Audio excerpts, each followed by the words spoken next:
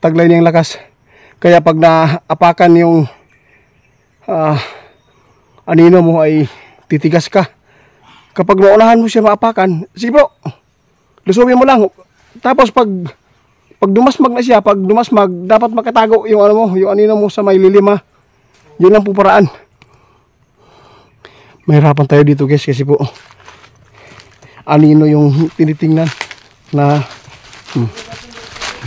so, umiiwas siya.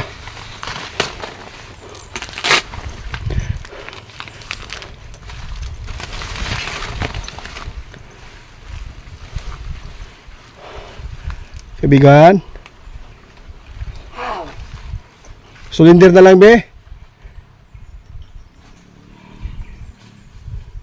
Payat na kayo ka ba? Wala kayo kong kaon.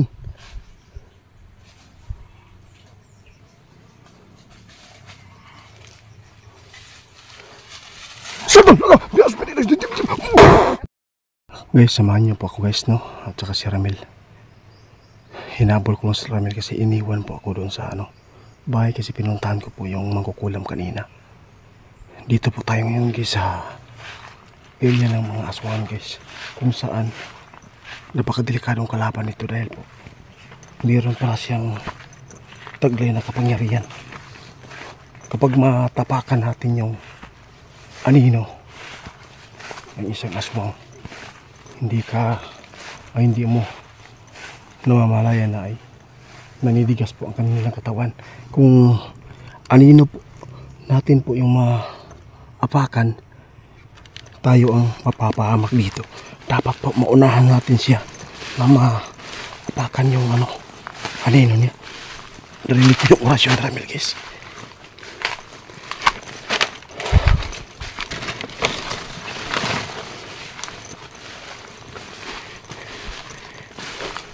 Iniwan po ako ni Ramil kasi buti na lang si Bibi Boss nagsabi na dito daw siya pumunta sa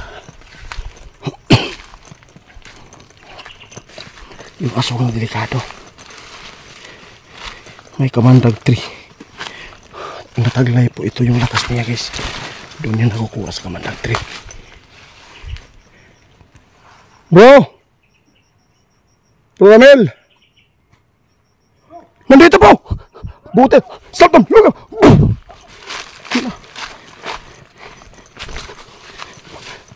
Buti lang! Humabal ako dito sa'yo! Ingatan mo yung anino mo! Delikado yan pag naapakan nila! Dapat maunahan natin siya! Bigyan natin leksyon bro! Nawala siya diri oh! Nakita mo ako diri! Grabe actual gini ako kayo nakita guys! Si Ramil yung sinusundan. Asa na?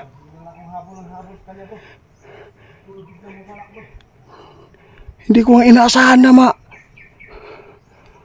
masalubong ko yung aswang na yan. Ha? Nadia?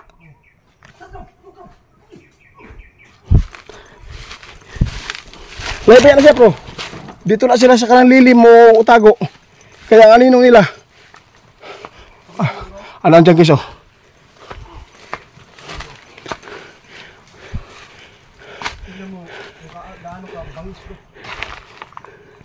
Munay gwapo anong bro.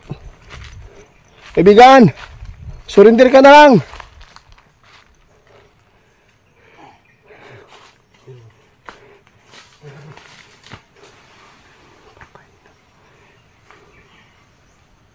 Kaibigan, huwag kang lumaban pa. Alam ko kung ano pong taglay po niyo kapangyarihan.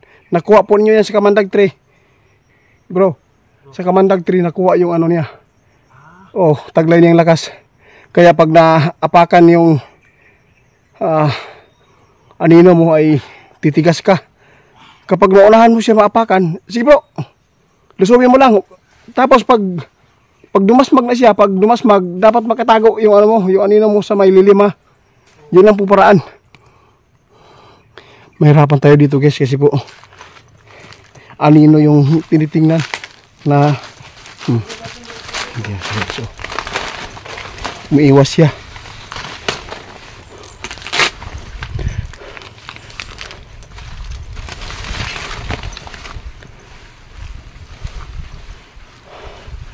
Kaibigan. Sulinder na lang, be. Payat na kayo ka ba? Wala kayo kong kaon.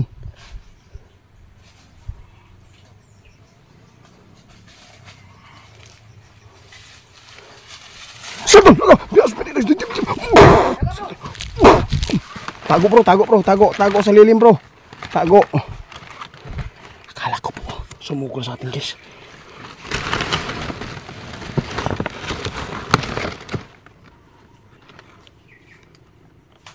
Nawala bro.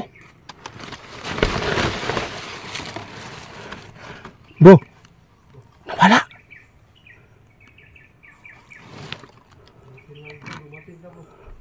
Hindi, nag-ingon bibibos ka diri ka paingon.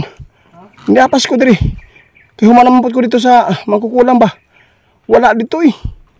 Nahirapan ako pasok doon sa kanila kasi may nilagay po silang mga paguntra.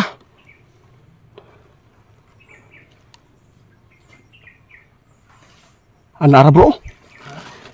Nara. Dili kayo siya matabla ng orasyon bro. Langis gamita. Pag mudas magani, dapat makauna ka sa kuwan ha. Tamak sa iyang anino ha. Dapat maunahan mo siya. Diskarte. Ang tingin guys oh. Baliw naman siguro ni bro. Isayo-sayo naman og burot. Wala na kaon ni Gudo.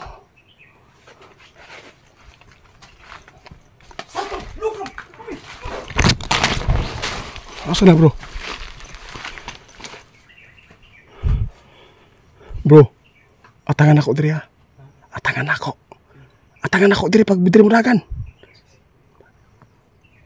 Oh, atangan ako diri. Budagan lang siya kami guys. Abangan natin dito guys. Subukan natin sa orasyon dito pag malapit. Kasi lumalayo siya.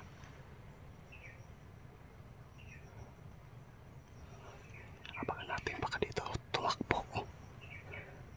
Pag dito lang tumakbo yan, patay na yan. Grabe, buti na lang nahabol ko si Ramil dito.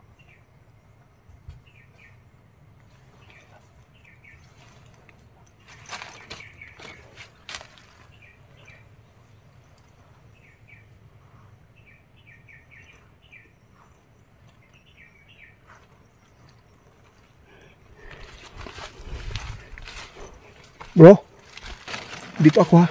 Oo. Tago ko yung katawan ko dito.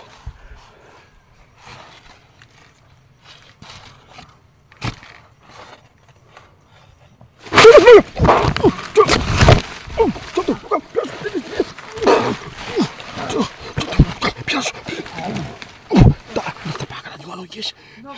Hali bro. Naulan ko bro, naulan ako. Patay na. Hali. Santang luka.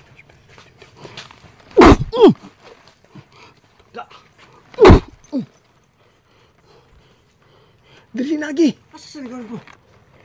Dili man sa likod. Abangan di ako ang kuan. Anino ang tinitingnan niya? Delikado dito.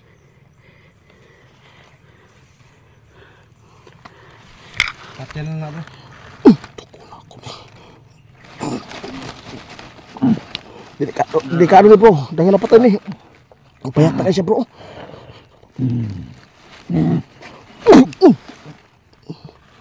Patawad kaibigan.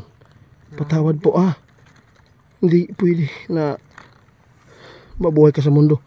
Marami ka na nabibiktima dahil po sa kapangyarihan po ninyo nakagikan sa kamandag.